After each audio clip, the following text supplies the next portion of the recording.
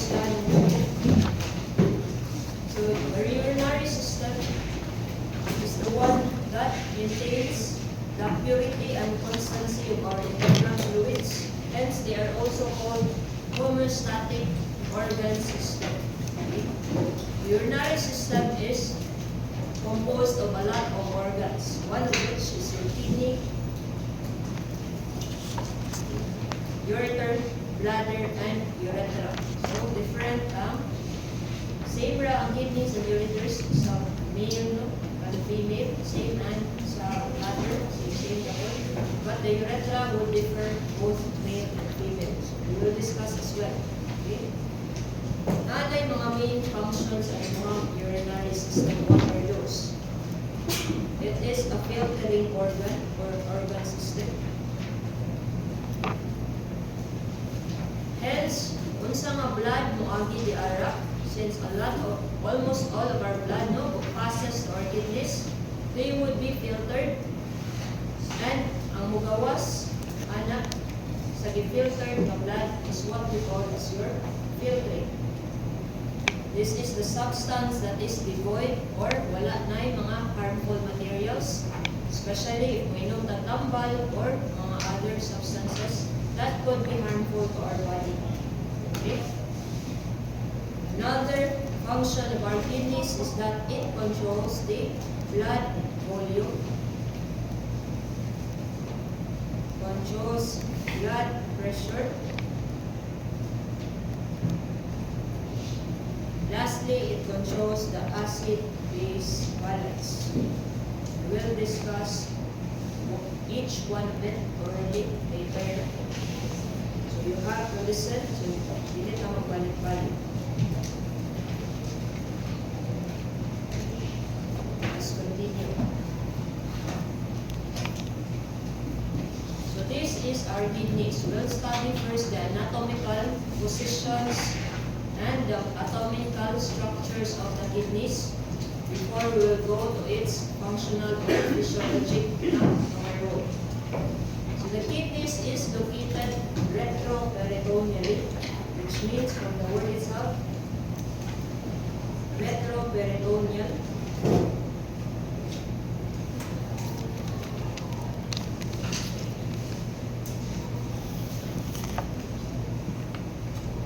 Retro means nasa liyo, peritoneal. So, it is at the back of your peritoneal cavity. Specifically, one kidney is higher than the other. Your left kidney is located about T12 to L1. Okay? Na yung position sa imuhang lumbar region. Ato ang review ang ato ang abdominal regions, no? At ato nikaton pag first or second chapter ba to sa inyong book. It is located on the lumbar region. So T12 to L1 ang iyang positioning. So silbi, it is closed by your rib cages so that it can protect this area.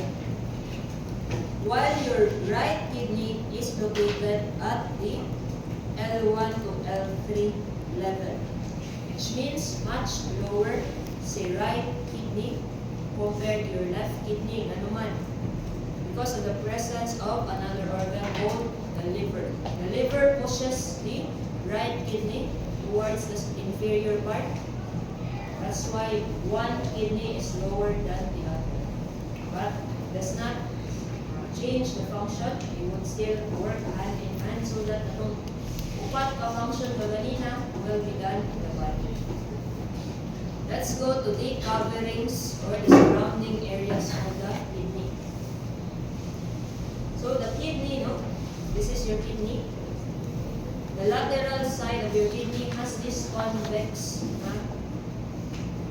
structure or convex shape, while the medial part has a concave structure. We will discuss them further later. At to sa taas ang mga coverings of the kidney. So this is your kidney. Your kidney is covered by what we call as a fibrous capsule. fibrous capsule is also enclosed by a fat tissue. It is called your perirenal or perinephric fat. Sorry. Again, it is called your perinephric fat. That is here. So may gamit anong fat do. The fat is important so that the kidney is protected during subdual or mga trauma sa mga area anak. So for example, nasikhan ka during a basketball game. So that the kidney would not be directly injured, this fat is the shock absorber. That's why may mga sudden na mga movements or mga actions or mga aksidente ba karon, your kidney would not be damaged easily. Okay? So surrounding those perinephric fat is what we call as your perirenal fascia. Still the same, iyahanang protektahan ka na nga area. And we also have pararenal or paranephric fat. Okay? Again, it is tasked to protect and to maintain the anatomical position of your kidney.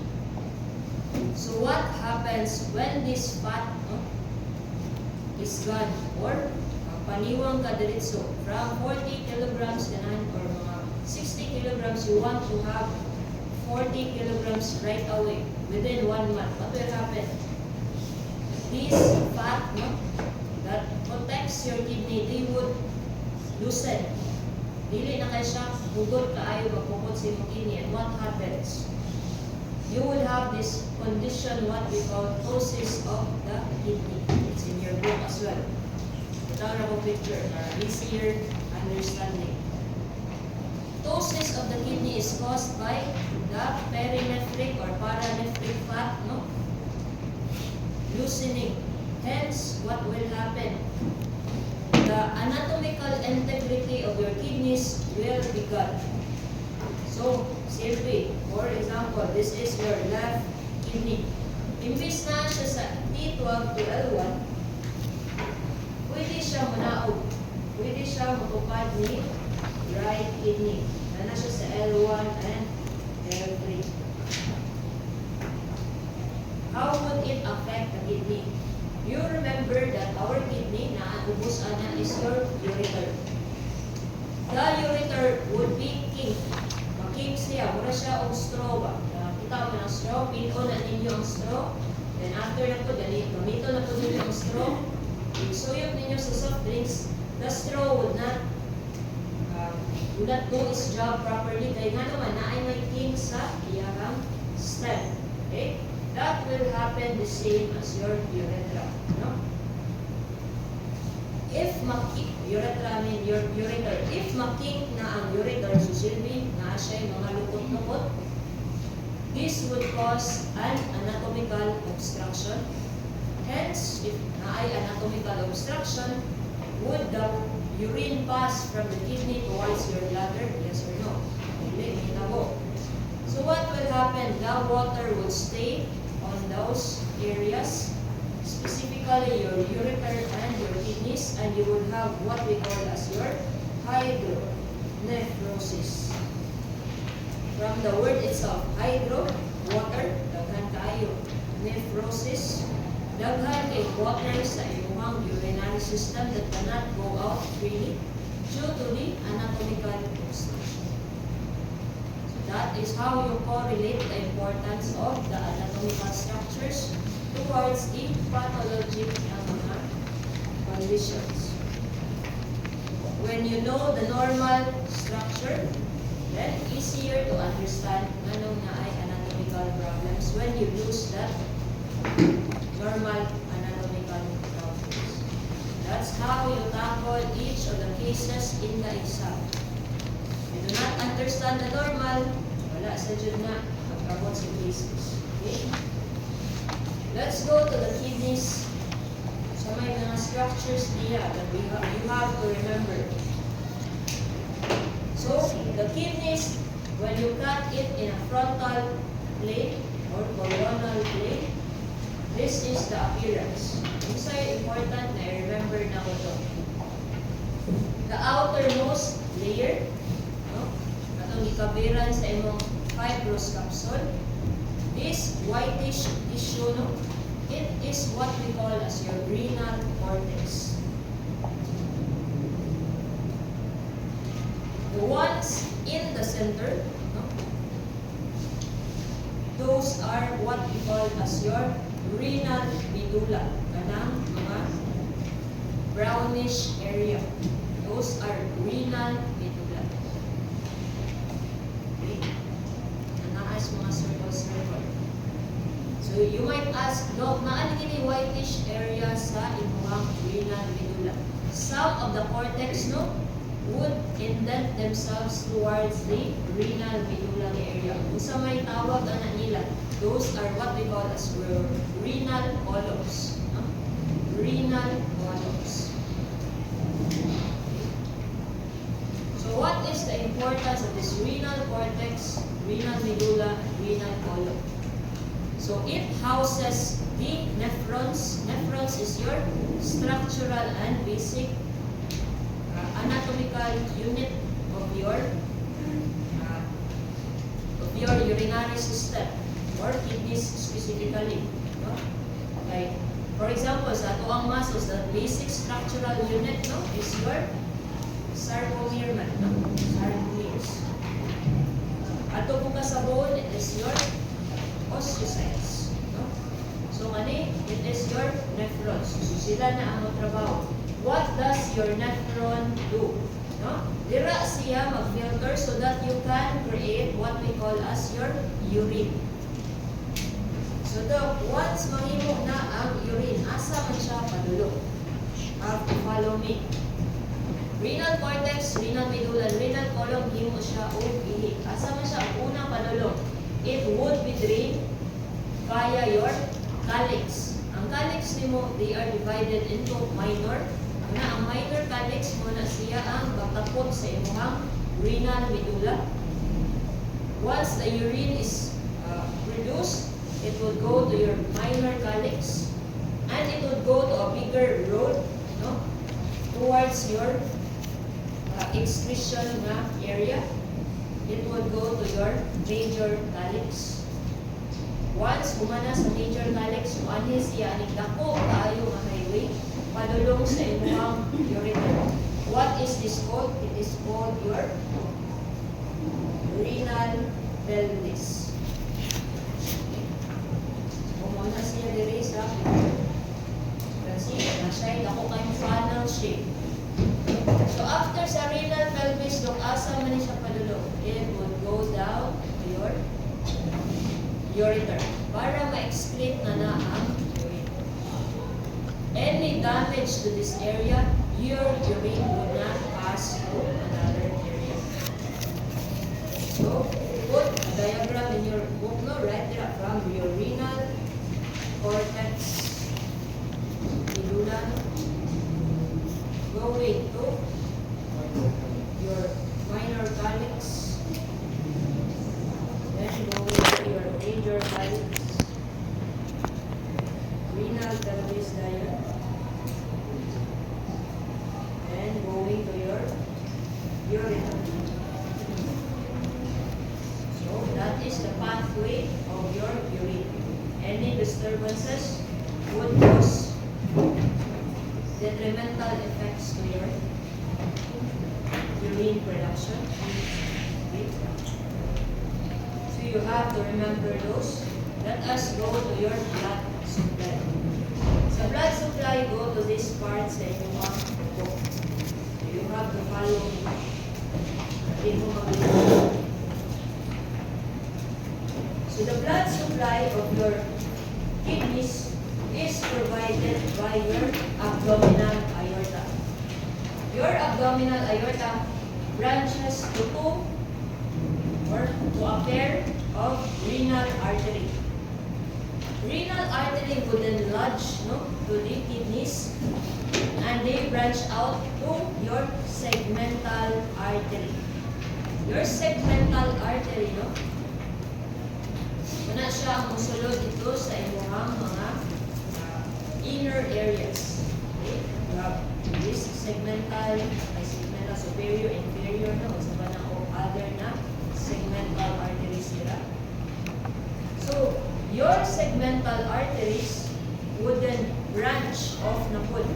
Sa mayang branch, they are called your interlobar arteries. Interlobar arteries will then go to your renal, medulla, and cortex. Mato siya sa imuhang nephrons. Your nephrons is mauni siya. This is your nephrons. Usod na siya. They would branch to become your arcuate arteries. Si arcuate arteries, di pa na siya ang final, no? Ato nang i-zoom in, it would also give out a branch. Sa may ngalan sa branch, it is your cortical radiate artery. Cortical radiate artery mo na siya ang matag o blood supply dito sa imuhang nephrons. Nephrons would then receive your afferent artery na blood going to your nephrons. Once ma-filter out na niya ang kana nga area or kana nga blood, ang dili kailangan niya na i-secrete, for example, your filtrates, those blood supply na na-cleanse na, iyan ang iuli kang efferent arteriole. That's why walay mangihi. Normally nato no, walay mangihi o dugo. Pero dili na niya iuli, of course. Na dugo atong ihi, no? So again, those filtrate blood na needed to be reabsorbed, ihatag balik ang afferent arteriole or efferent arteriole, sorry. Then adto na po na siya ni peritubular capillaries. Sa peritubular capillaries, as you can remember, capillary has only tunica intima. So, pwede ba mag-exchange and secrete yara na area. Up until na final na ilang decision, mauna ni ato ang filtrate na concentration. Iuli na sa imuhang venous drainage. Again, to be this so that those blood supply would be oxygenated back sa iwang heart or lungs current. Okay? So far, follow ang arterial blood supply. Let's go to the venous blood supply. So from the cortical blood vein,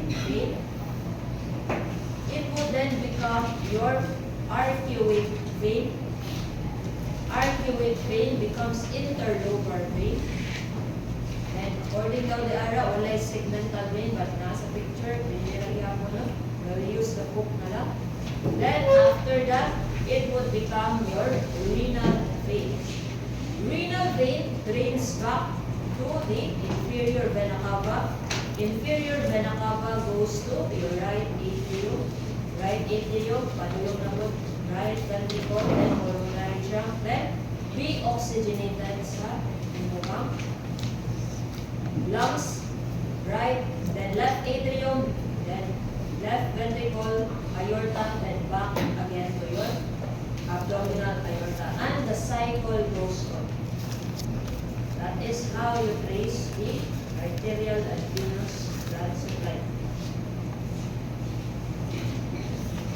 So, maura na. Maura yung i-discuss with figures.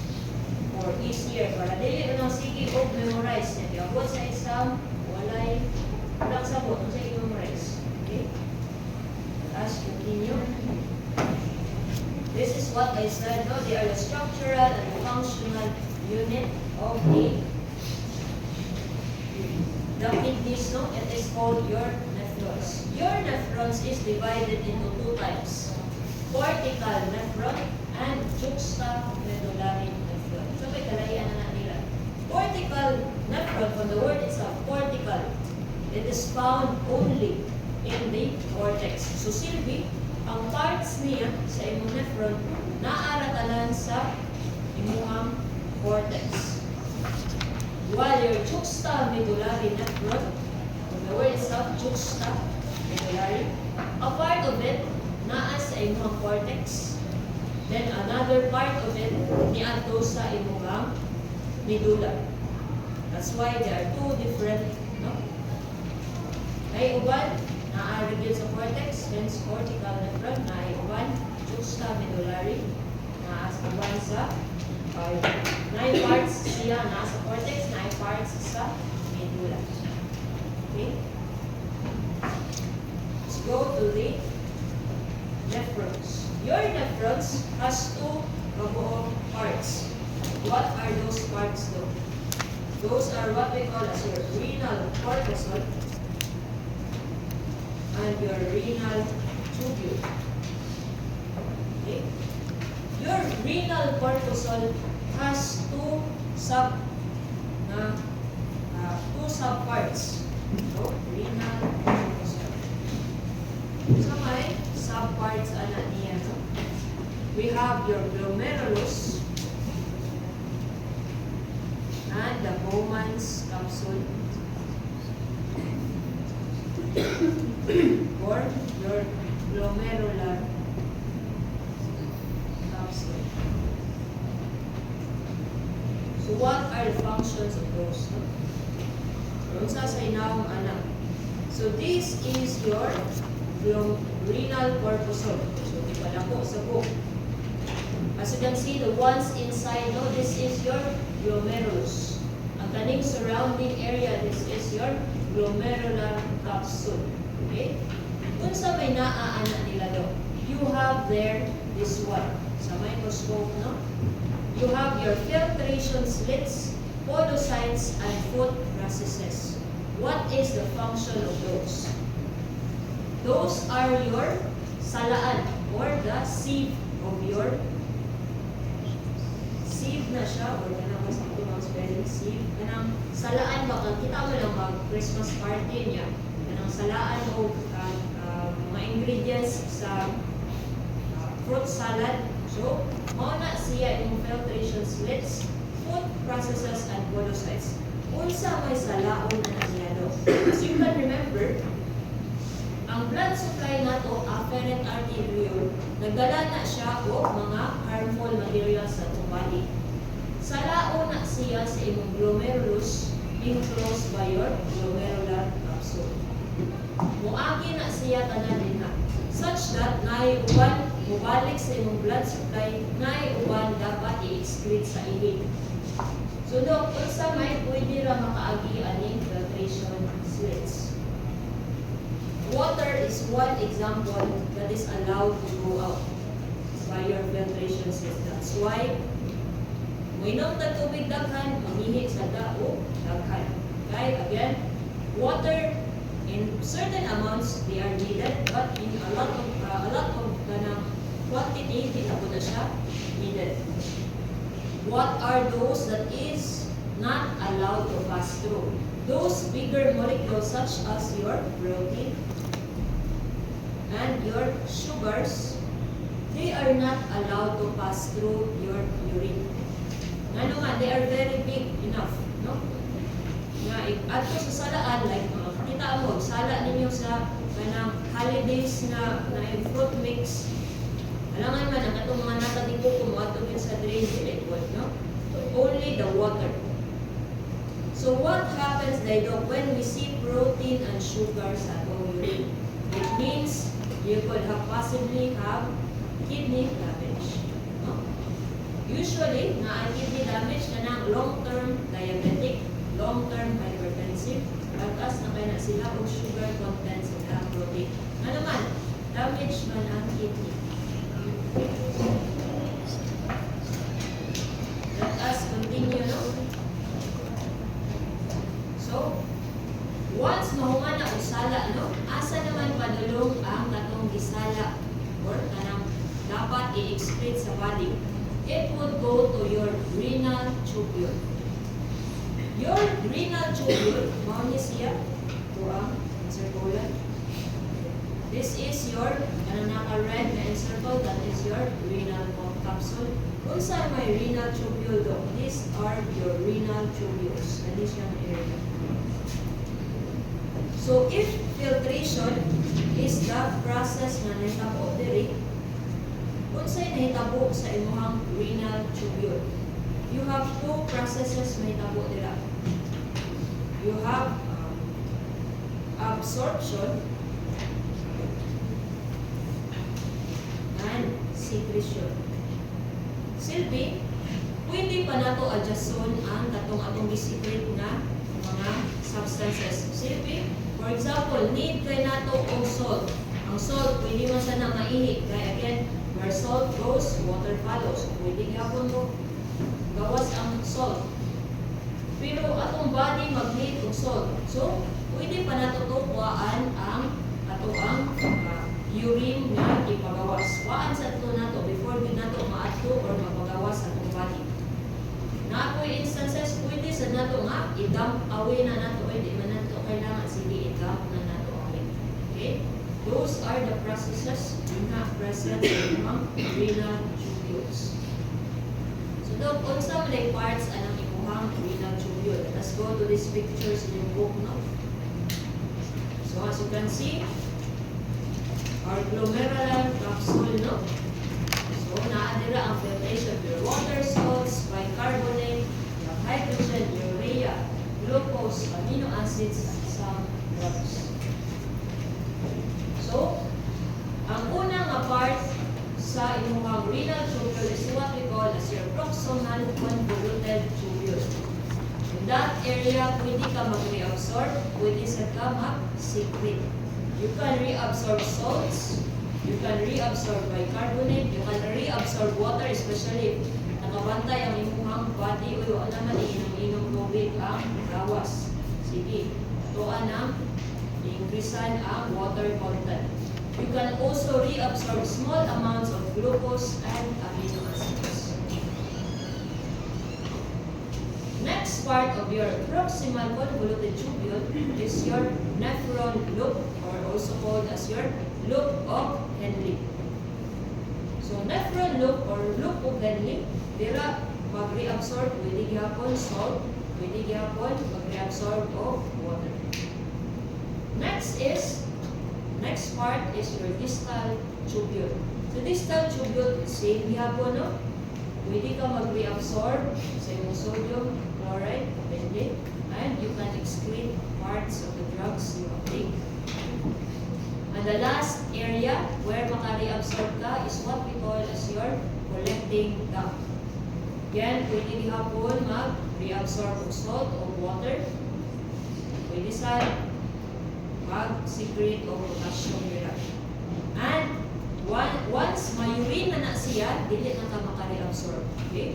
Kahit kani si urine, ipagawas naman na sa minor calyx, major calyx, towards your renal pelvis, then towards your ureter. Ngano bang need man o mag-reabsorb? Like I said, no, magdepende siya sa condition sa body nimo. For example, daghan kag water na giinom. Of course, your body will detect that you have no need of the excess. So, you have to excrete all of them. Pero what if, no? Throughout the day, you only drank 1 glass of water. Of course, your body would also detect, buwang magbuog hydration. So your body would reabsorb those water present in your kidneys so that there's constant supply of hydration sa body. That is how your body adapts during this type of mga conditions in our surrounding. Okay? Let us continue. So this is just a reiteration of what I said now. So you can see ang filtration, it will only happen in your glomerulus. So sa unang filtration, sa lain na siya. Ang water, pwede ipagawas din. While your renal tubules, dila ang tapos si reabsorption and secretion. Magdepende again by the body's condition. If they would need that substance, then reabsorb. If they would not need that substance, then you have to secrete.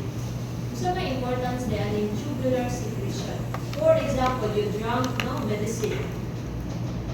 Some parts of your medicine, once na igo na din ang dapat niyang ikot, some of it would be excreted via your urine output. Okay? Una kay not all mga sa imong giinom nga medicine gamiton sa imong lawas. Some of those components are waste product na after ma-process sa imong body. Hence, they need to be excreted. But if dili ma-excrete, then it will cause detrimental effects to your body. So these are the substances that would cause detrimental effects to your body.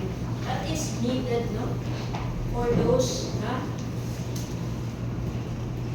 substances are is not needed sa imong body, no, dapat na siya ipagawas. Nga naman, they are highly toxic and it could cause damage to your normal cells. What are those? Naka sa inyong book nila, no? One of which is your urea. Urea is a product of your protein metabolism. When you eat a lot of pork, no, or meat, you would have protein sa body. Pero i-break down na siya. Once magamit na, you would create your urea. Those are your waste products.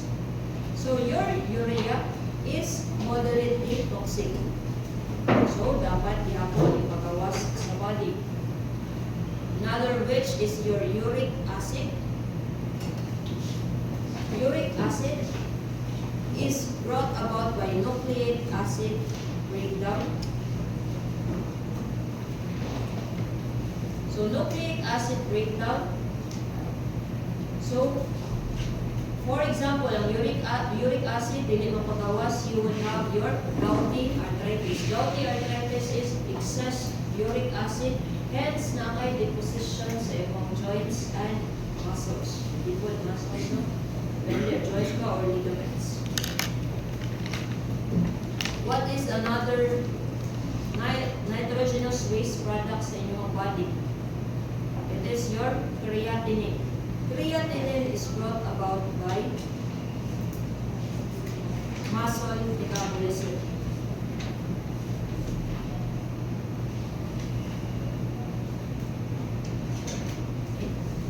Such that our muscle constantly contracts in every minute, no? Like we have to do something.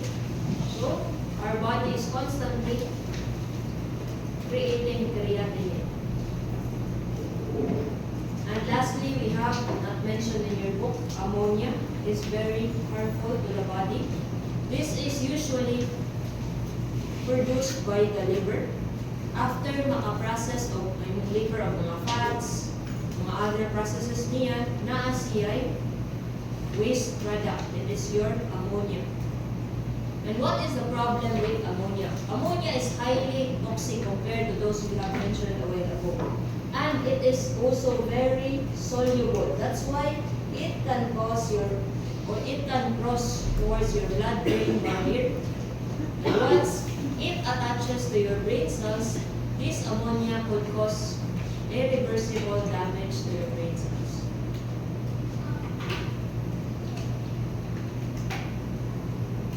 Okay. So those are the nitrogenous waste you have to remember. Next, let's go to the condition oliguria versus anuria. Oliguria, normally you have to secrete about 0.5 to 1.5 cc per kilogram per hour. And you should urinate about every 6 hours. So silbi almost kaupat sa isang adlaw or more. So, for example, you are able to drink about 3,000 ml. So, you would have to urinate about, tingnan na po na amount of 3,000 ml po. So, what happens in oliguria and anuria? Oliguria, there is a decrease in the urine output. By how much? Less than 500 ml na lang per day, but it is greater than 100 ml. So, silbing mga 100 to 500 ml na urine output. Such that, ang pasyente, sige inom, no? 3,000 ml yung inom. But ayang pamingi, it's only 500 ml. So, that condition is called your oliguria. Anuria is caused by there is a minimal or no urine output at all. So, kani siya is less than 100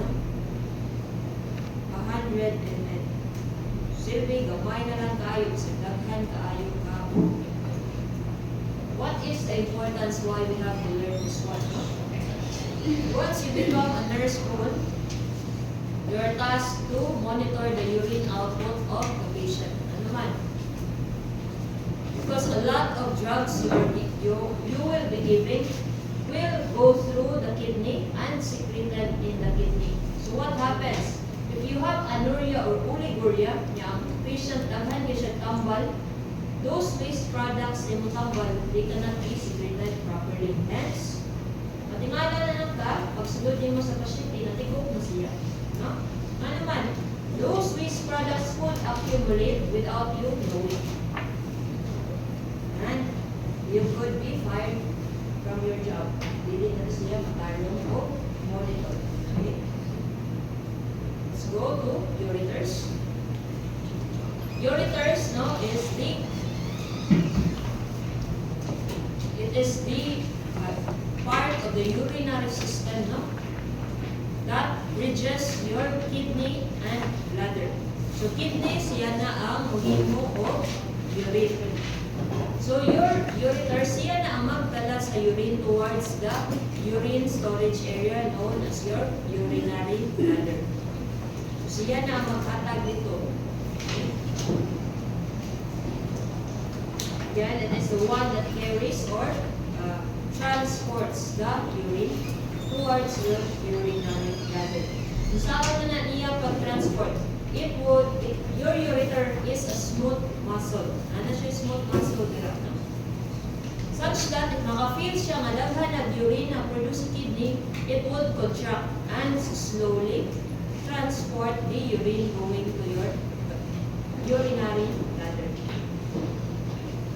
Okay? So what if naatay problem thereafter? There are instances na patient develops renal calculi. Calculi means you have kidney stones. So what happens? As you can see, no? This is the normal na pathway. Kita pa rin mo minor, major calyx, renal pelvis, ureter connection towards your urinary bladder. Kahit hindi ari kapitan, you can see nga nawala ang connection. It could be na ay obstruction. So, natin. Tangan ang tulain nga radiodye. And makita dyan mo, no? Ay, dako tayo ng mga stone, no? So, this is a renal stone. Gamay tayo na by chance maihi. Pero if dagko na kayo na, then you have to do surgical procedures. Kaya nga naman, again, once the normal anatomy is lost, urine would not go anywhere. And ang urine, hindi na matarong o excrete, you would have those nitrogenous na mga waste products. And that's dayon ang person.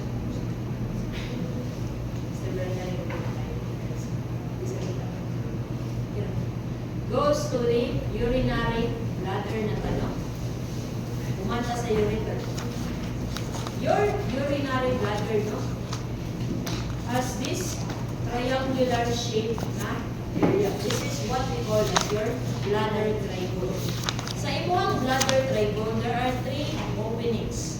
A paired and a unpaired opening. Kung saan ng a paired opening do? There is what we call as your ureteral orifice. Ureteral orifice, dira mo pasok ang imuhang ureter so that the urine could go through your urinary bladder. Again, urinary bladder is the storage area sa imuhang. It is the storage area. Pero wala ganan, naagin problem kaya di ara sa imong ureter, so of course, empty na imuhang bladder. Kaya ito ganinang renal calculi. Okay? So, it is a pair, no? Kaya duha sa na ang imuhang ureter. Another one is your internal urethral orifice or orifice, no? Dira na mo gawas ang ihi once mangihi na ka padulong sa imuhang urethra. Okay? So do kanos aman dahil ta makaihi, no? Those sensations of our kahikon tano ganang ta mangihi is controlled by two muscles. One muscle is called as your this one, internal urethral sphincter. Okay? Internal urethral sphincter is involuntary in nature. Such that, munang daghan kita inom na tubig, no? Maka-feel ta nga kahigon ta. Or ganahan pang mihi. But then again, there is the muscle that stops it. For example, kahigon kita sa bus. Do you urinate in the bus? Dili man. You tell the kanang driver or the conductor na kanang maghulog ta sa kanang may CR. Then you urinate. Kinsa man na nga muscle maka voluntarily ka buot so that you can hold your urine. It is your external urethral sphincter. This is the voluntary muscle. Such that magsabot silang duha. And makakita na gali ka og CR, then you go there, then you urinate. That's why bisag unsa ka puno ang imong urinary bladder, you still have the choice when do you urinate and when you do not. Okay? That is the importance of those muscles in your urinary sphincter.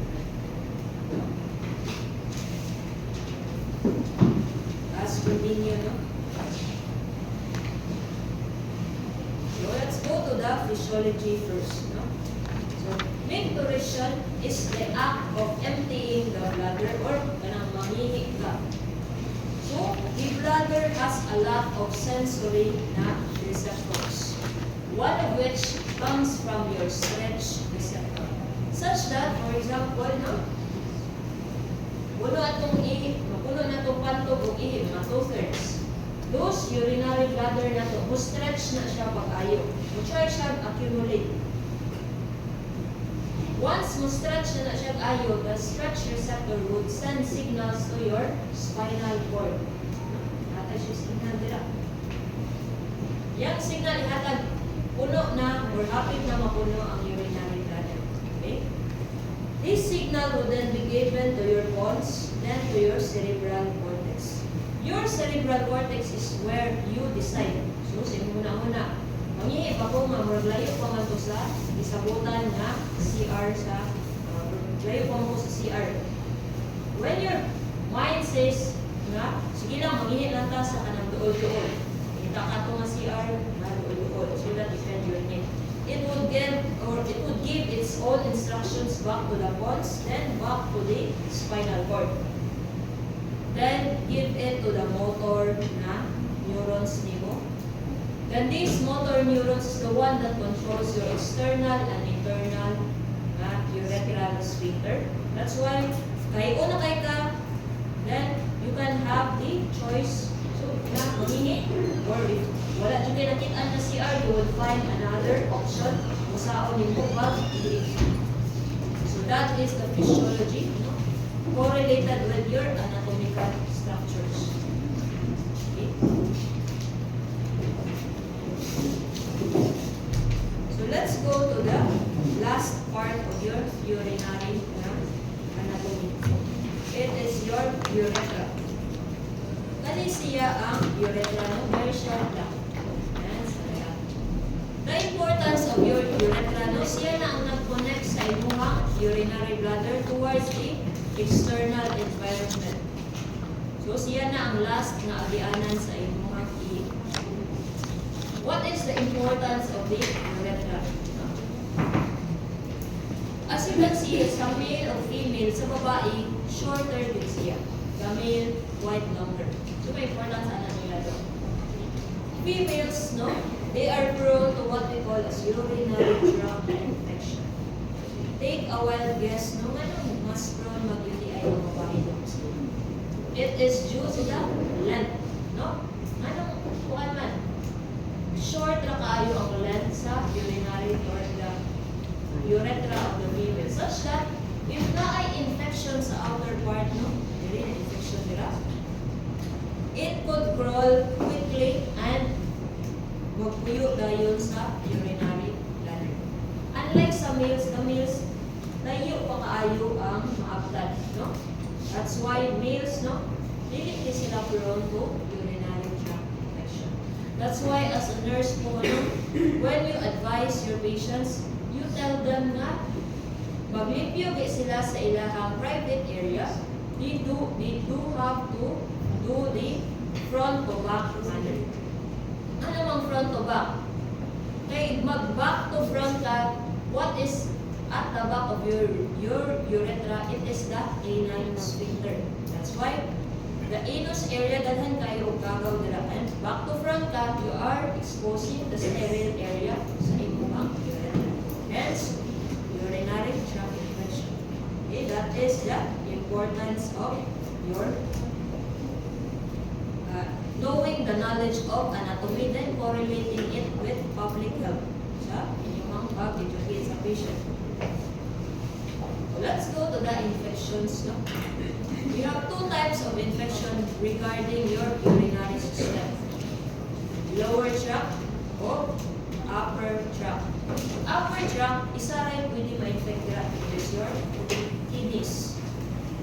Infection of the kidneys is called your pyelonephritis. So may common yung mga may common symptoms ano to. You will have your lumbar pain. Ano man? Why do you have lumbar pain? Since anatomically, no, yung kidneys, they are located on the lumbar area of your abdominal region. You will also have fever, no? Which ay common kaayo na manifestations. Lumbar pain with fever.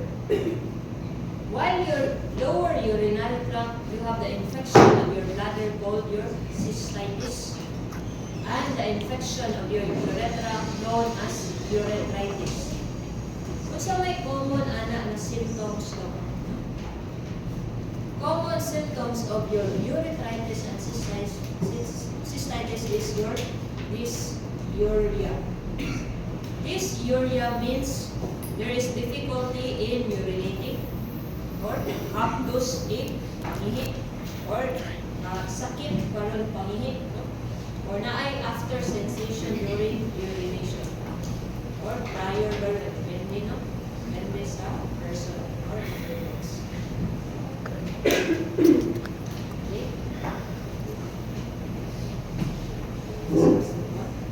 Let's go to the conditions, no? We have incontinence versus retention. Incontinence, no? Means na dili ka kapugong sa imong ihi voluntarily. Kano sa ka niyo itabo? Usually, no? When you have your nervous system problems,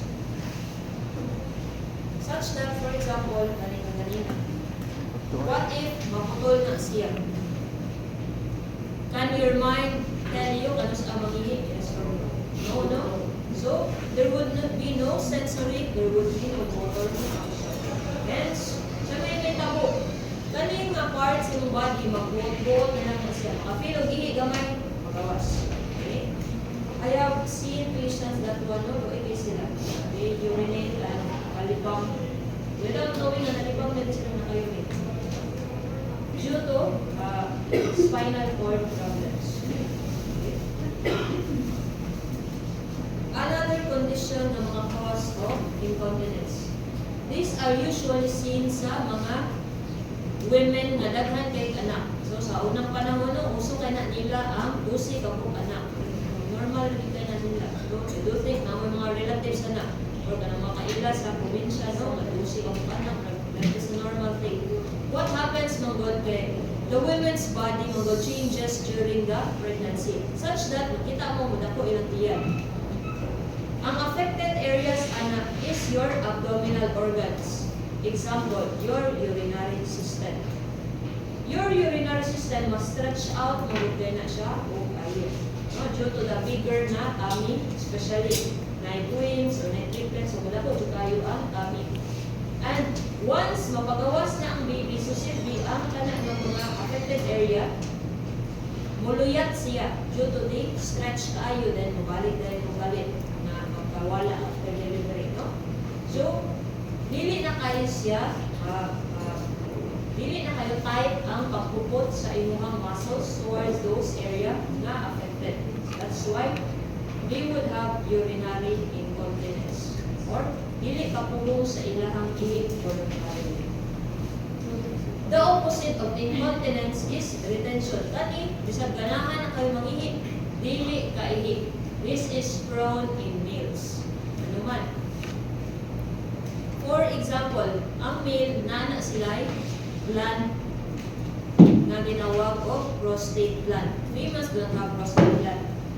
This prostate gland, when they are enlarged, no, during mga old age, or sa may rason, anong ilako na siya, it could compress the urethra of the males. Hence, no, makompress na ang urethra, would the urine flow? Yes or no? Ano? Hence, pag sige na nagpuno ang urine dira sa bladder, and the male will not urinate. That's why, the future na years, no, you would be educated by your CIs to insert a catheter sa hospital setting. Okay? Males, you are, both males and females, you are trained how to put a catheter on the male and female. Okay? Train mo, anak. Okay. The challenge with the male is lisod na sila insertan due to that urethra na part no nga gamay kaayo. And the catheter is this long, you have to insert all to determine na sakto ako na insertan. For the females, quite challenging to determine kung unsa ang mga orifices, but once ma-insert na nimo, it will go straight. Wala na resistance. At the males na sila yung resistance. You will be trained by that. But it's nice that kamo personally makasuway during hospital setting. Let's go to physiologic na mga discussions na. So, let's go to the fluid, electrolyte, and acid-base balance. So, sa fluid balance ng tata, the total body water of our body is 60% of our body weight. So, sa males, it is 60%. Sa females, no, mga 50% na na ang water. Na naman, mas daghan ang fat content ang female. Sa mga infants, you would have 70 to 80%. Depende yapon sa infant. Kung sa siya kamihon. No? So this 60% is divided into intracellular fluid and extracellular fluid. Intracellular fluid takes the 40%. Intracellular fluid is the fluid inside your cells. Okay? While extracellular fluid is outside your cell. Extracellular fluid is just 20%. So, extracellular fluid is subdivided into interstitial fluid, which is the fluid between your cells. So, simply one cell to another, fluid in between, interstitial fluid. And plasma, mauna siya ang fluid present sa inyong blood. Okay? So, what is the importance of this fluid? Your body must maintain the balance. Ano man? For example, a person is stranded sa imuhang island. Okay? So sa island, walay tubig, walay ganang isa ba nga other source of water. So this person decided to drink salt water. Unsa may naa sa imong salt water? Of course, salt, no? From the word salt.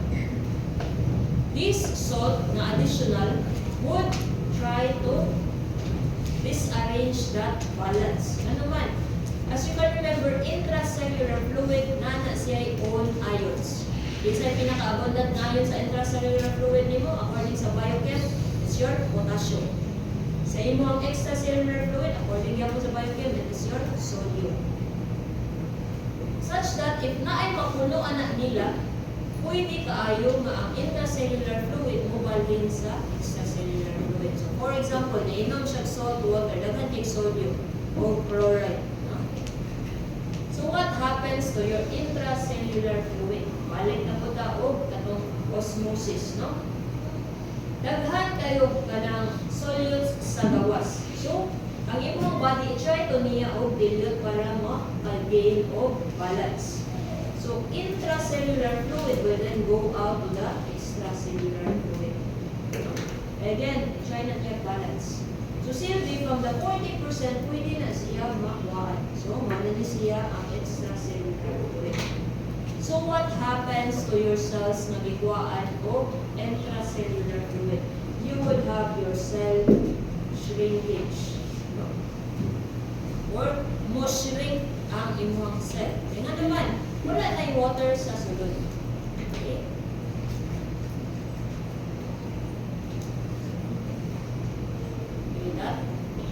Is the cell still viable to do its own job? No, if na any problem sa iyang cell shape, dili na.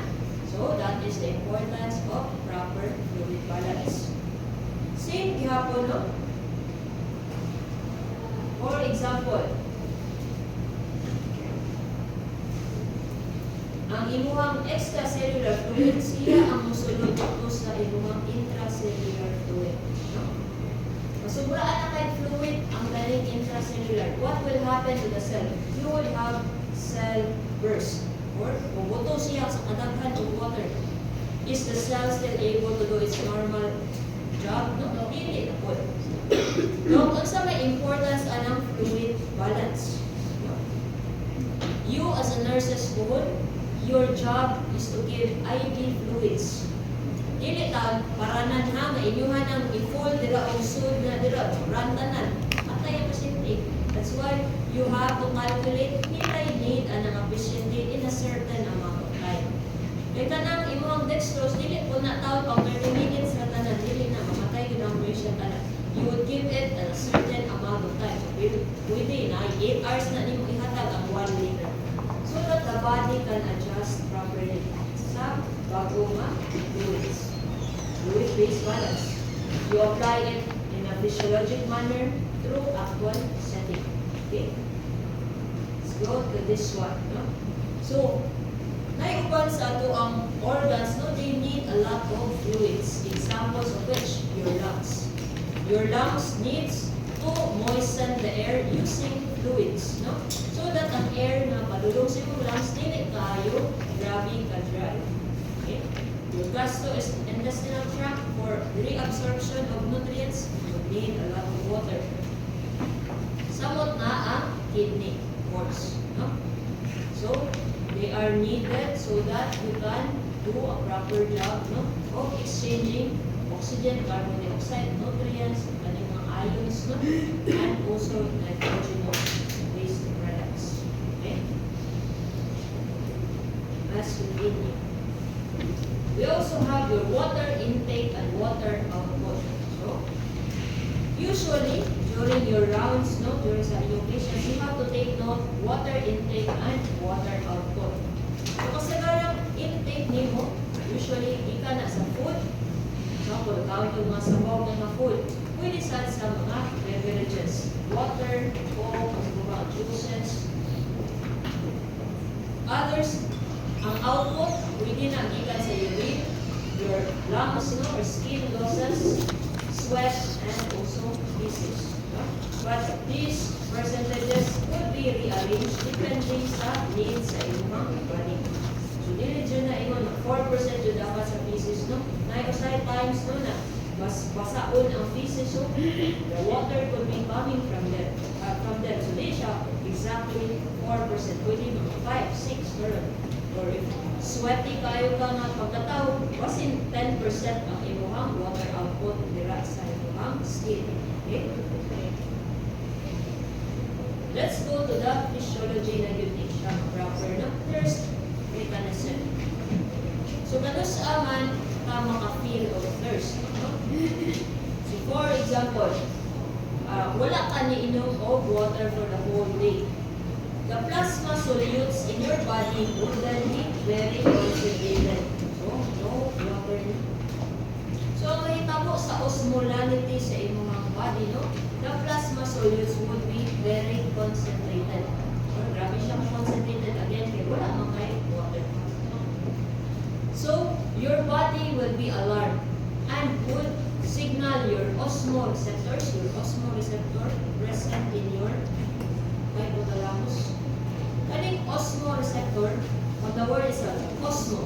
So, osmolality ang iyang trigger. No? Kita siya with concentrated kayo. It would then signal the hypothalamus so that your body would be alarmed as well. Once na-signalan na si hypothalamus, the person would then be instructed to drink water. Once na inom na siya o drink ang kanang water, no? The water would then be distributed to those areas na grabe kaayo ka concentrated. Once the balance is restored, the plasma solules would then be diluted properly. And mumulong na dayon ang imuhang thirst sensation. That's why, nanangikan kayo sa init to, lamig inom o bugnaw nga tubig. After na-consume mo ang bugnaw nga tubig, then you will feel satisfaction. Okay? So if any of those areas damaged, then you would dili ka ka-feel of thirst. Okay? Let's continue. So, ano siya ang problems, no? So, ito nang i-discuss siya. Diabetes insipidus is a problem sa imuhang hypothalamus brought about by the decrease or wala kay production sa imuhang vasopressin or anti-diuretic hormone sa imong posterior pituitary gland. What happens? Ang water, sige nimo iihi, then, of course, loss of water will cause osmoreceptor na activation. Sige ka o feeling thirsty. Kaya ano man, di man mubalik sa normal solute osmolality ang inyong body. Okay? So, there's a diagram in there, no? Let's go one by one kaya para hindi mo malibog during your study. So, kanina nga part, no? Sa inyong kidneys is where those two functions of the kidneys would be discussed, no? Katong blood volume and blood pressure. Kanina, ito naman na-describe ang filtration.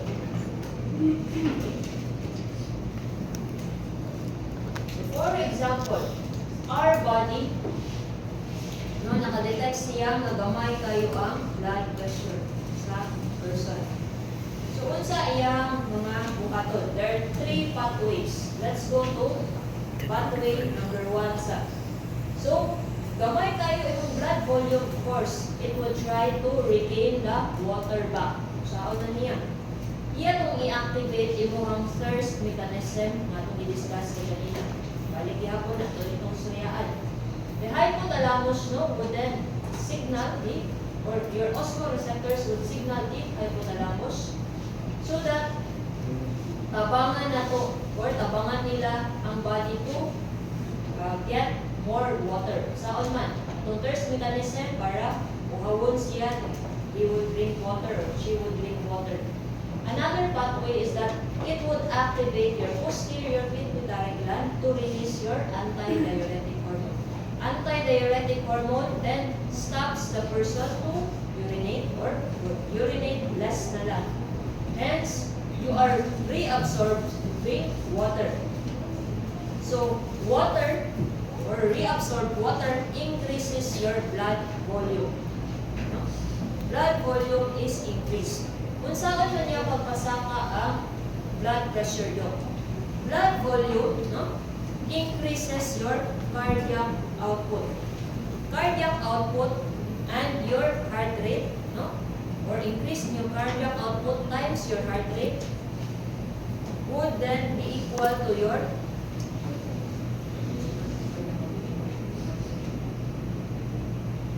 increase your stroke volume na is again. So again, your blood volume, no, would increase your stroke volume. No? Stroke volume is mo na ang amount sa blood, no, ipagawas sa imuhang heart. So stroke volume times your heart rate, kung saan siya? Cardiac output. So, na-increase po si cardiac output. Cardiac output increase, mo increase or decrease ang imong blood pressure via this condition. Increase niya, no? So, ang endpoint ani is the-increase balik ang blood pressure. Okay? So, let's go to another pathway. No? Dili na siya isa ka pathway, kaya magtinabangay na sila. One of which is via your kidneys. So as you can remember, a lot of our blood, no, muagi siya sa kidneys. Sa kidneys, there is what we call as your juxtaglomerular cells, no? Juxtaglomerular cells, no, are the ones that detect agi sa imong blood, sa imong kidney, makadetect siya, oy, gamay na daily of blood pressure. What does it do, no? It would release this substance called your renin.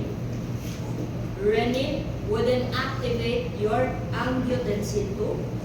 Angiotensin 2 is a potent vasoconstrictor. If there is vasoconstriction, will the peripheral resistance increase or decrease? Increase. Increase in peripheral resistance. How does it affect your blood pressure? Yeah, i-increase. Hence, you have an increased blood pressure. Okay? Another pathway na punta. Let's go to your blood vessels. No, nakuha na sa ito ang hypothalamus, mga hormones. Nakuha na punta sa kidneys. No? Our blood vessels have this what we call as your baroreceptors. These baroreceptors, no, from the word itself, no, iyahang i-detect ang pressure such that, no, ang iyahang main role is to suppress the blood pressure of the patient or the individual. Iyan ang i-suppress na naman para normal lagi ang blood pressure sa lawas. Pero once these baroreceptors detects that the blood pressure has been lowered down, kung gamay kayo blood pressure, they would be deactivated or mo deactivate sila, uy, stop sa taas ato ang function. So once the baroreceptors, no, na nagpugong sa high blood pressure, no, is deactivated, so musaka na ang blood pressure. Okay? It would also activate your sympathetic nervous system. And sympathetic nervous system would then cause vasoconstriction. Does vasoconstriction cause peripheral resistance increase or decrease? Increase. So, increase in peripheral resistance would then increase your blood pressure as well. So, tulong ang systems na tinabangay to increase your blood pressure. Kidneys, your blood vessels, then your endocrine organs. That is how your body maintains its own blood pressure normally. Okay? Put a star into it, no? Para sabihin na ninyo, kalimutan. I have already explained them properly. Next, Addison's disease. No? Ikaw si disease ng kaganina, no? So you can see, Addison's disease is brought about by patients kung bronze yung skin, yan ay weird kasi colors yung skin, no? Ano man, what's the problem with this patient? They lack water. Ano man? Addison's disease, no, is caused by a lack of your aldosterone. So may jobs yung aldosterone. Your aldosterone increases your sodium reabsorption. If walay aldosterone, sodium will not be present. If walay sodium, then water will also will not be present. That's why patients with Addison's disease, hypotension, bronze skin, kaya magbuwak-buwak mo na ilang skin, good. Ano man, wala may water retention. No? Kaya nga nung water retention, again, walay salt retention as well. So that is how you correlate those things, no? Physiologically. Okay? So let's let's go to the last part of the physiology.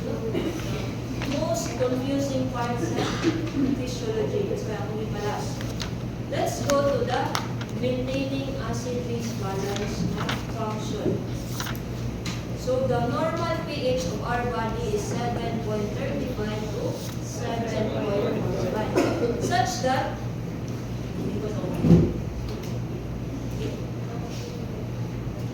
for example, acidic, no? Acidic would have a 7.35 less na pH. Ang neutral, 7.45, 35, no? To 7.45. Alkaline or basic na blood is increased to greater than 7.45. Again, talos ana ay acidic ang blood, less than 7.45. Greater than 7.45 muna ang basic. Neutral, once in between. Okay? So,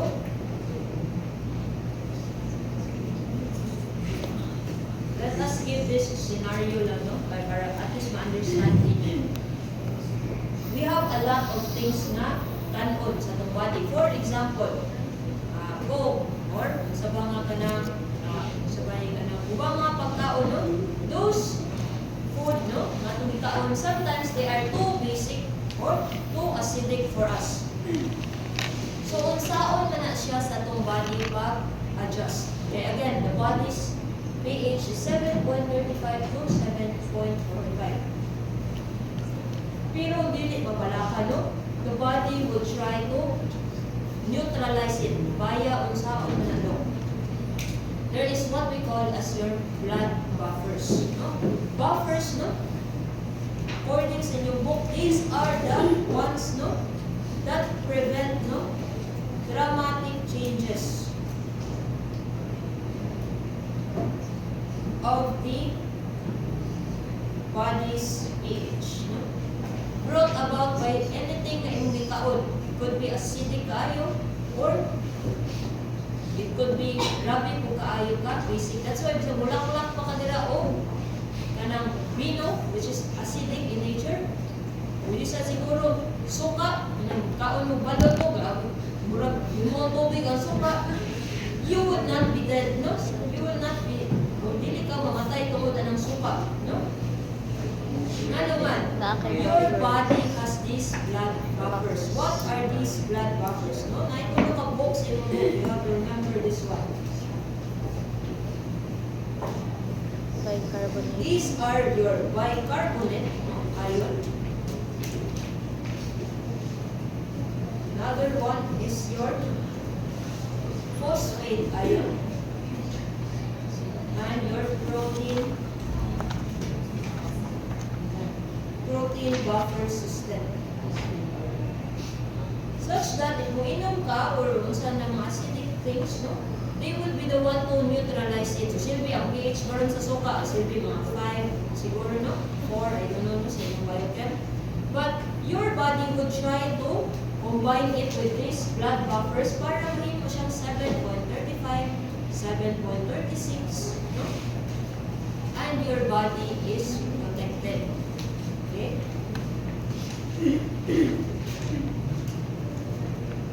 So aside from this white blood buffers, no, naputay other functions at ang body to maintain someone's or the individual's pH.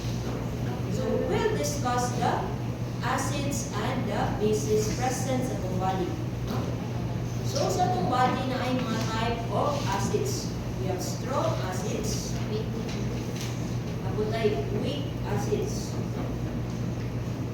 So, naputay strong bases, weak na base. Unsa may kalahian aning acids o base to? Acids by nature, they accept, no? They accept protons or proton acceptor na siya by this hydrogen na ion, no? Mudawa o muhatag siya og proton, no? Via this hydrogen ion. So So, unsay kalahian niya sa base? Your bases is the one that donates na. So, this is the one that accept or the proton acceptor ni siya. So, unsay gihatag ni strong acid or weak acid gaawaton na ni base. So, unsa may kalahian na po sa strong o sa weak, no? This strong, no, nga acids and bases, no, pas-pas kay sila makahatag or dawat sa protons. Okay? Such that strong acids pas-pas mahatag og hydrogen. Strong bases pas-pas kay madawat og hydrogen. Weak acids, no, is the opposite. Pag itself, weak sila, so dili na nila daw ditso dawaton, dili po na nila ditso ihatag ang ilahang protons. Okay? So that those are the difference. Okay? Put in your notes the difference nila so that next time you will be able to understand. Weak acids galing and hinay kay siya mag-set or hinay na dawat. What are examples of your strong acids in lawas? No? We have your hydrochloric acid. Present sa imong stomach, pH of 1. No? Grabe kayo.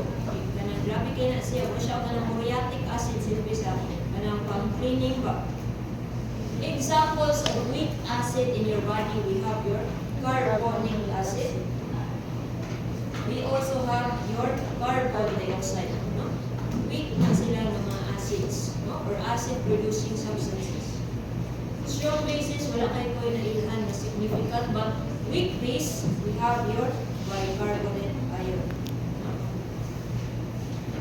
So, Dok, kinsa man ang mong hinumduman yung ayo ani? Not this one, strong acid and bases. This one, sila ni ang importante kayo. Weak base and weak acid. Okay? Carbonic acid, carbon dioxide, bicarbonate, weak base, and weak acids. No? So, unsa man ay importance ana nila, Dok? So, for example, naatay strong acid. No? Strong acid guys siya. HCl. Hatagan, naana siya present sa itong body. Ang pH niya about 1 to 2. So, grabe kayo, makahilos tayo siya sa itong body. But how does our body control it? Kana siya, combine na og weak base. So, weak base, proton acceptor, proton donor. It is a proton acceptor.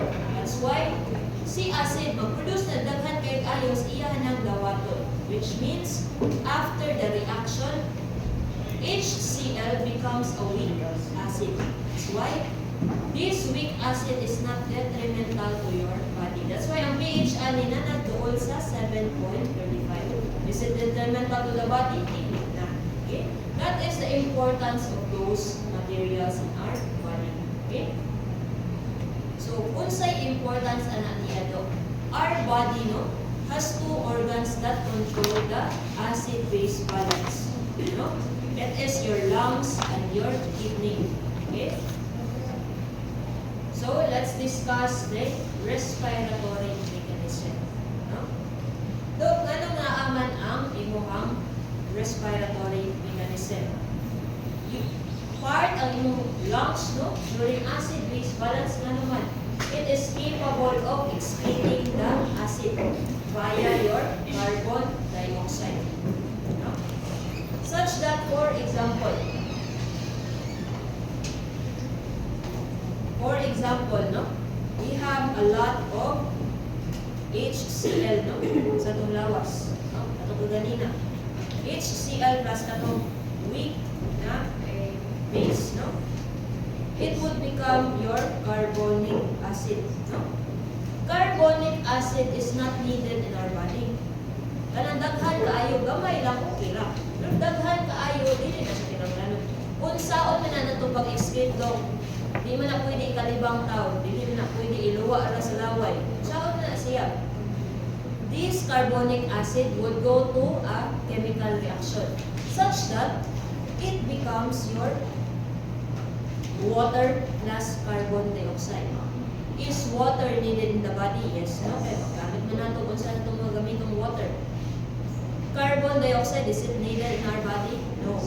Pero kaya ma-release na ito via exhalation, inhalation. Kada minuto pa yun or kada segundo na ginawa. Hence, you're able to neutralize HCl via these reactions. Kaya imo mga pagawas ta ng acid in a quick manner. So, bisag unsa pa naka-isog ni HCl with these substances, your body would still stay alive. Okay? Pero naay instances no nga ato ang lungs naay problem. Unsa man na siya do? Unsay consequences? So for example, have respiratory acidosis. No? Acidosis, taas or mabuo ang pH. pH is lower, no? That's 7.25. No? Less than 7.35, no? The proton ions ani is taas kayo, no? Taas kayang acidic na content, no? Taas kayang hydrogen content sa ilaw. So, what happens in this one? Naa kay respiratory acidosis because this part sa iyong lungs, no? Dili siya ka tarong sa ginhawa, which means, are you able to retain carbon dioxide? Yes or no? Dili. If dili nimo iginhawa ang carbon dioxide, are you able to retain it or no? You are able to retain it. Di ba nimo maganhawa? Di ba ma-exchange to oxygen? So, carbon dioxide, is it a weak base or weak acid? Weak acid. No? Weak acid. Yeah. Weak acids here. Let's go to back to this. So if taas kaya imuhang carbon dioxide, will the pH be lower or higher than the normal? If taas kayo, weak acid, weak base. Weak acid. So, if taas kayo ni ang acid sa imong body, ang pH taas or lower. That's why, if taas ang mubo ang pH, do you have acidosis or alkalosis? Acidosis. That's why you have respiratory acidosis. So, unsaon na pag-exam, Doc? So, for example, the exam would say, na kay friend dira nga, kulbaan kaayo siya. Niutong siya sa iyang nakulba, 1 minute or 3 minutes siyang wala ginawa. Would you have respiratory acidosis or alkalosis? Acidosis. Okay? Ano naman, you retain a lot of carbon dioxide. Okay? So, that is the importance of anatomical na function. At ito napunta sa separate niya. Respiratory alkalosis. Alkalosis, mubo ang pH taas. Yes, taas pH, no? 7.45. The hydrogen ion is lower. So what happens there, Doc? So kaganina, dili mo function si lungs. Ang problem karon kay si lungs over-functioning kay siya. Parihaan ng hyperventilation. Kita mo, friend, mag-hyperventilate siya ng kulba mo. Sige, ginawa dyan. What happens? Ang carbon dioxide niya, sige niya pagawas. So what happens? No? Sa sige pagawas of carbon dioxide, you would have lower carbon dioxide. If wala na yung acid sa iyong body, would you be acidic or alkalotic? Alkalosis. That's why you have alkalosis. So the example say, your friend went to a hyperventilation. What is the condition? Alkalosis. Okay? Then again, nawalaan siya o carbon dioxide na pwedeng dagat. That's why there should be a balance. Dapat ang ginhawa ni mo, no? Naarag yun sa certain amount. Hindi ka pwede mo ginhawag 60 times in a minute. Wala na. Guba na ang balance na iyong body. Okay? Another organ is your kidney. So, kung akong iingon, no? Para sa iyong kidney, your job is acid-base balance. No? Kung sa may trabaho ni kidney, do, you remember our weak base. So, sa ito yung example na ito, yung weak base, so, bicarbonate. No? So such po, balik na sa itong equation. Daghan ko kay HCl sa itong body, no? Daghan kay HCl bound by a weak base, no? So, ang iyang end product is a carbonic acid. A lot of carbonic acid not needed sa itong body, no? So, naa siya other pathway. Saan na do? Pwede na niya ma-dissociate into hydrogen plus your bicarbonate ion. No? So, what happens dito? No? Kanang hydrogen, no? Pwede na siya ma-excrete sa itong lawas. No? As long as naatay bicarbonate ion. Kaya again, dapat na siya kuyugan. Like, hydrogen ion is very volatile kaya makakos na siya o spike up sa tuang lawas. Okay? Is your bicarbonate weak acid, weak base? Base siya. So what if natay problema sa tuang kidneys? So, you would have what we call as your metabolic acidosis. Acidosis, mubo or taas ang pH. Then, it is mubo, 7.25. Hayons, ani tagas kayo. So, unsay problem ani metabolic acidosis do? So, sa metabolic acidosis nimo, tungod impaired ang imong kidney, no, naguba siya, dili siya makaproduce of bicarbonate. So, what happens? Your bicarbonate is lowered down. So, si bicarbonate, no, gamay ra kaayo siya. Is this a weak base or weak acid? Weak base. If walay basic kaayo nga substance in your body, would your blood be acidic or alkalotic? Acidic kay siya nga naman. Kadaghan ra kaayo ang hydrogen nga freely nga magdula-dula sila, walay magbantay. Yan, di pa jud na-excrete sa urine o taro. Okay? Hence, you would have metabolic acidosis. So, for example, the example say, imong friend nag-overdose siya o paracetamol. To a point na di na siya kaihi. Okay? Di na siya kaihi. Okay? Pag-examine sa iyang blood, taas kaya siya hydrogen ions. What is the problem? You have metabolic acidosis.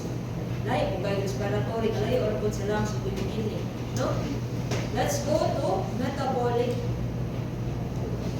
alkalosis. This time around, no? The pH will be higher. Okay, again, alkalosis itong istoryaan, no? The hydrogen ions will be lesser, no? Nga naman, this time around, yung imong kidney, sige po siya produce kaayong daghan kaayong nga bicarbonate ions. Such that, no? Ang imuhang hydrogen nga ayon nga acidic unta in nature nakuha na siya na overwhelm na siya. So again, daghan kay basic substance in your body would you have acidosis, alkalosis. Okay? Such that conditions gihapon na, for example, na yung mga tambal no na or medications that would cause that your bicarbonate to be produced a lot in your kidneys. No? For example, yung friend ipainom sa kana nga kuan yang kailaw inani nga supplement. Kabantay nimo kay kanang pag admit siya niya lowered kay ang hydrogen ions tagas kay siya bicarbonate. What is the condition? Then you will have metabolic alkalosis. Okay? So far na-gets na ninyo ang metabolic. So doon sa may kuan nganong need man may explainan anak. Ingani mo na siya.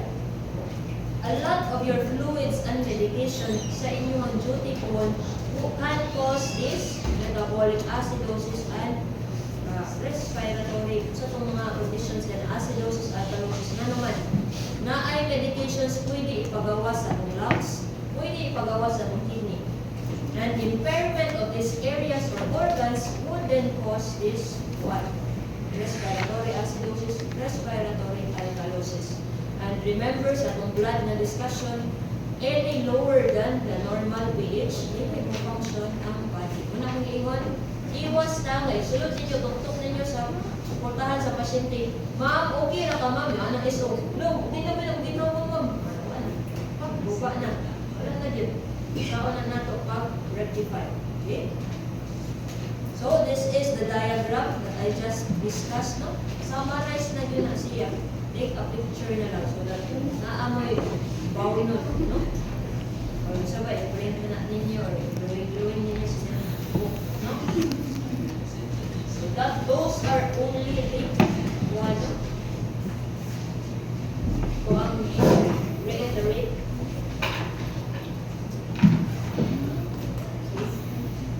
So we're almost done. Ito na tayo sa mga anatomical disturbances. We have your polycystic kidney disease.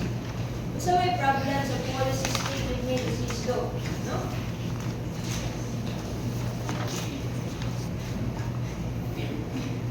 Polycystic kidney disease, no? Ang problem ano niya, kay daghan kay cyst sa imuhang kidneys.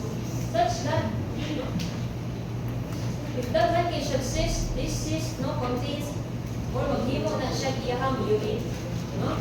And dili ka function o tarong ang imuhang kidney. And the end point of this problem would do renal failure, no?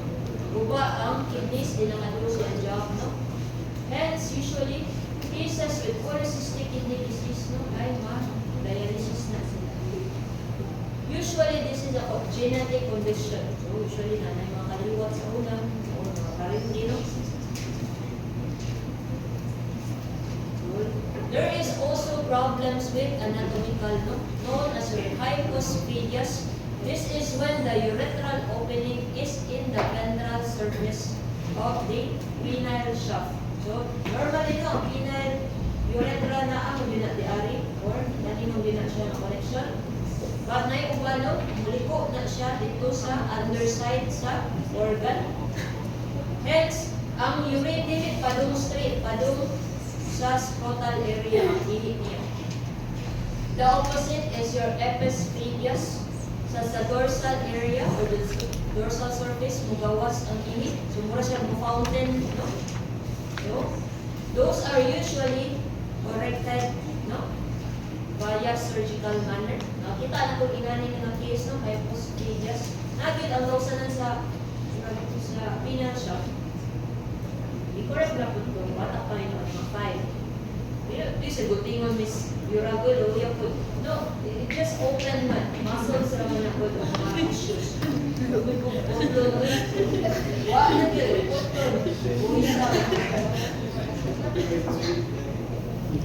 Walang kalipeng.